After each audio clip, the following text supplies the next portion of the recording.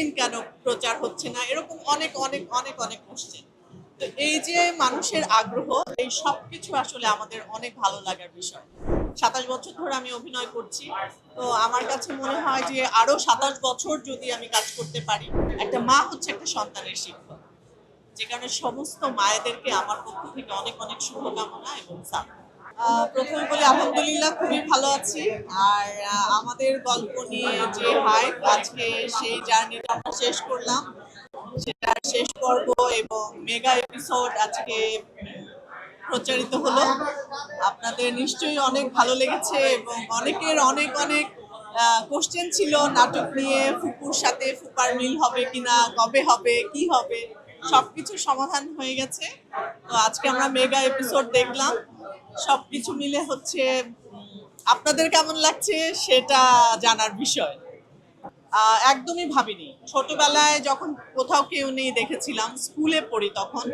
তখন আমার মনে আছে যে বাকের ভাইকে নিয়ে মানুষের অনেক আগ্রহ ছিল। বাকের ভাইয়ের ফাঁসি যেন না হয়, বা হচ্ছে তাদের কি হবে, এটা একটা ব্যাপার ছিল যে সবাই অপেক্ষা করতো পর্বটার জন্য। এবং আমার মনে আছে লাস্ট পর্বটা যখন আমি দেখেছিলাম, সেদিন আমাদের বাসায় কারেন্ট ছিল না।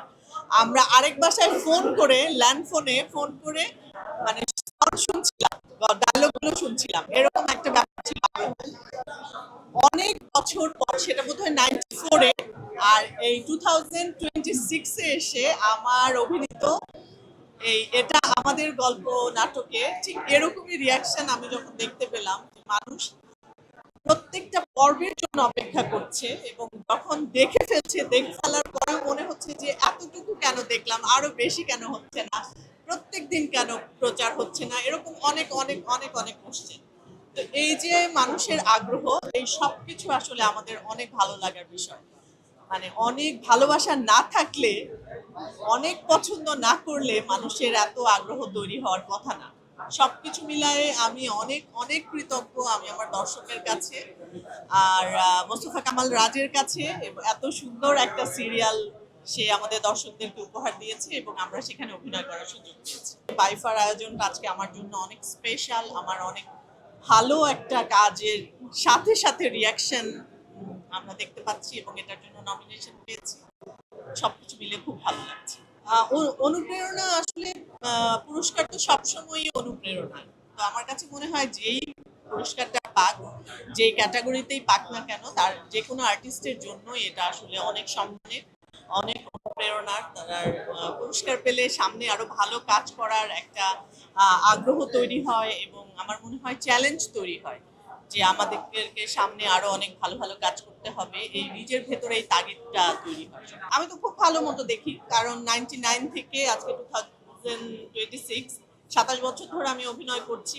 তো আমার কাছে মনে হয় যে আরো 27 বছর যদি আমি কাজ করতে পারি, তাহলে তো আরো ব্যাপারটা অনেক আরো সুন্দর হবে। মা দিবসে আমি আমার মাকে বলবো যে আমার মা আমাদেরকে এই জায়গায় আজকে দাঁড় করিয়েছে। কারণ আমার মা সিঙ্গেল মাদার ছিলেন। আমার খুব ছোটবেলায় আমাদের বাবা চলে গেছেন। তো আমার মা একা আমাদেরকে বড় করেছে। তো তার জন্য মাদার্স ডেটা অনেক স্পেশাল আমার কাছে মনে হয়, যে আমাদের জীবনে মা নির্ভর একটা জীবন আমাদের ছিল। আর সেই সাথে আমি বলবো প্রত্যেকটা মা আসলে সন্তানের জন্য অনেক ইম্পর্টেন্ট একটা জায়গা। যে কোনো সন্তান, সন্তানের শিক্ষক যদি আমরা বলি, তাহলে হচ্ছে একটা মা একটা সন্তানের জন্য শিক্ষক। সবার আগে একটা মা হচ্ছে একটা সন্তানের শিক্ষক, যে কারণে সমস্ত মায়েদেরকে আমার পক্ষ থেকে অনেক অনেক শুভকামনা এবং সালাম।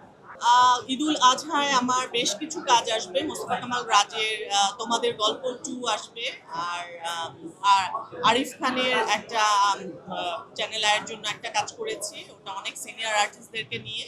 সেই কাজটা আসবে তৌকির আহমেদের লেখা এবং আরিফ খানের ডিরেকশনে, চয়নিকা চৌধুরীর ডিরেকশন এবং ফারিয়া হোসেনের লেখা একটা টেলিফিল্মে কাজ করেছি এনটিভির জন্য। ওটাতে আমার অপোজিটে আফজাল হোসেন আছে।